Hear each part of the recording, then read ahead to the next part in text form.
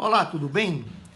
Olha, a Constituição Federal, no seu artigo 5º, inciso 55, que é hoje muito disseminado popularmente, qualquer pessoa, não precisa ser advogado para ter familiaridade com essa regra básica de um Estado de direito democrático. O que é que diz o artigo 5º, inciso 55 da Constituição Federal?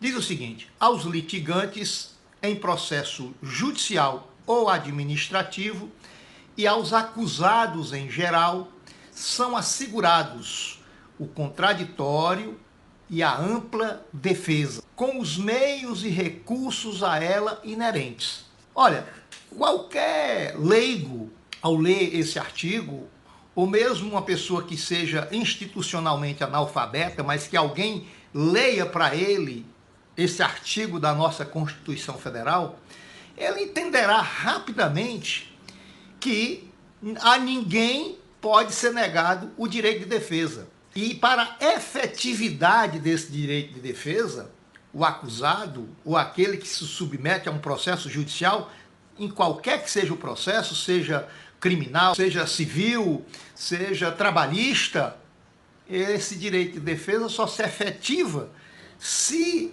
o litigante ou o acusado possa lançar mão dos recursos, dos meios adequados para produzir a sua defesa. Estou mencionando isso por conta dessa situação que envolve especialmente o presidente Lula. Não apenas o presidente Lula, é claro que esses processos da Lava Jato, nós corremos um risco muito grande no Brasil de ver perdido todo o esforço que algumas pessoas de boa fé, no âmbito da Polícia Federal, até mesmo no âmbito do Ministério Público, pudesse estar imbuída do ponto de vista de perseguir o objetivo de combater com eficiência, mas dentro da lei, a corrupção no nosso país. E por que corremos esse risco?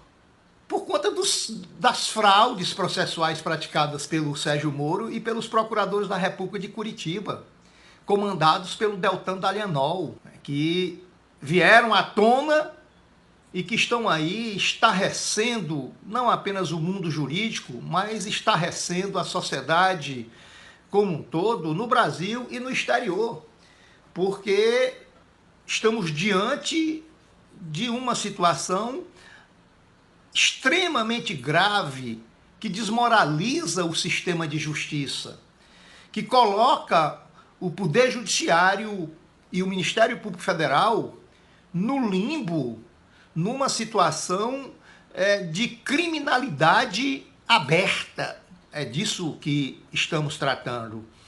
Felizmente, depois de ser complacente, depois de aceitar as chantagens realizadas pela Operação Lava Jato, em que o juiz se transformou num popstar, mobilizando a opinião pública para dar sustentação às suas decisões, contando evidentemente com o apoio declarado da mídia nacional, por conta de um posicionamento político dos donos dessa mídia, de querer influenciar, como de fato influenciaram, decisivamente, para afastar da disputa eleitoral de 2018 o nome mais forte que se apresentava naquele momento para aquela disputa, que era o nome do presidente Lula.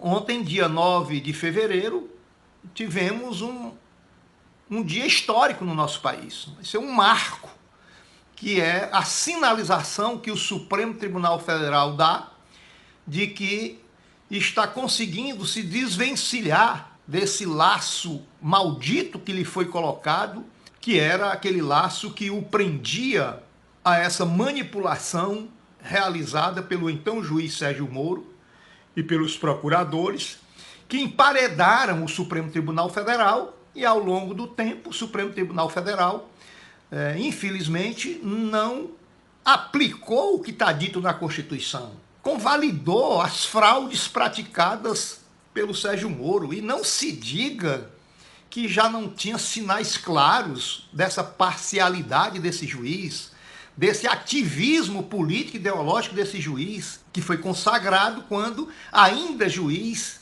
da causa que afastou o principal candidato à disputa presidencial, negociou a sua ida para compor o governo bolsonaro fascista que está aí. O que é mais lamentável de tudo isso é que, para que nós chegássemos a esse ponto, para que o Supremo Tribunal começasse a reagir, como aconteceu ontem com a decisão de 4-1 no colegiado da segunda turma de 5 membros, teve o score de 4-1, inclusive com o voto de uma ministra lavajatista militante, que foi uma das magistradas ali na Suprema Corte, que fez vista grossas a todas as patifarias e todas as fraudes praticadas pelo então juiz Sérgio Moro. Era uma das mais requisitadas para verbalizar o apoio à Lava Jato e ao juiz Sérgio Moro na Rede Globo de televisão. Inclusive ontem com o voto dela, porque ficou muito escancarado. A situação ficou muito... é tão grave que até mesmo uma ministra que sempre se colocou ao lado do juiz Sérgio Moro, desta vez não teve outra alternativa, por conta da clareza dos fatos.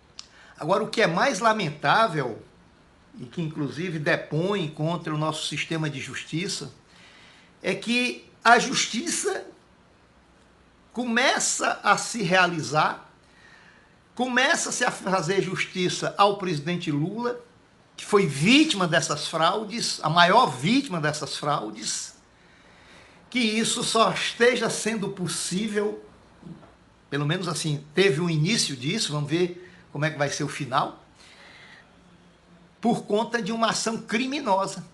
Vejam que contradição, o Supremo Tribunal Federal só começa a agir para colocar os trilhos no seu canto certo, depois que criminosos hackearam as conversas criminosas dos procuradores da República com o então juiz da causa Sérgio Moro. Na verdade, o juiz funcionou ali como um chefe, como comandante da Operação Lava Jato, deturpando completamente, inapelavelmente, irremediavelmente o processo criminal. Você imagina um juiz que funciona como acusador, mais do que parceiro, né? Porque o juiz é que vai decidir.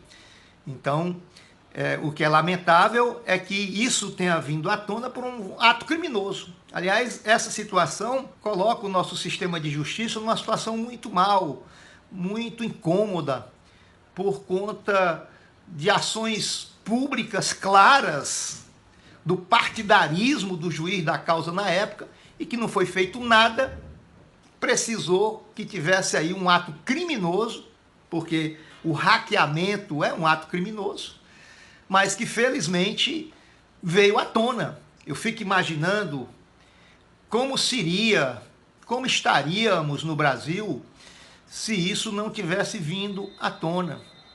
Como esses procuradores que enveredaram pela prática criminosa, como é que eles se sentiriam livres para continuar nessa prática de absoluto desrespeito aos princípios mais básicos do que é a aplicação da lei e do que é a realização da justiça. Vamos cobrar que o Supremo Tribunal Federal, de fato, tenha dado um sinal de retorno à normalidade do Estado de Direito Democrático e, de fato, anule todos esses processos viciados, seja com o presidente Lula, seja com qualquer outro acusado. O combate à corrupção não pode ser feito com politização. O combate à corrupção, que tem que ser feito dentro da lei. É alarmante ver, por exemplo, que o juiz Sérgio Moro, tendo reconhecido na sentença dos embargos de declaração, que nunca mencionou que os contratos pelos quais o presidente Lula estava sendo responsabilizados tinham origem na Petrobras. Portanto, deita por terra, inclusive, a sua competência naquele processo. E pior ainda, condenou um cidadão à prisão, acusando-o da prática de atos indeterminados. Não podemos parar só por aí. Esses agentes públicos que praticaram essa fraude têm que prestar contas com a nação e responder pelos seus atos criminosos. Grande abraço e até amanhã.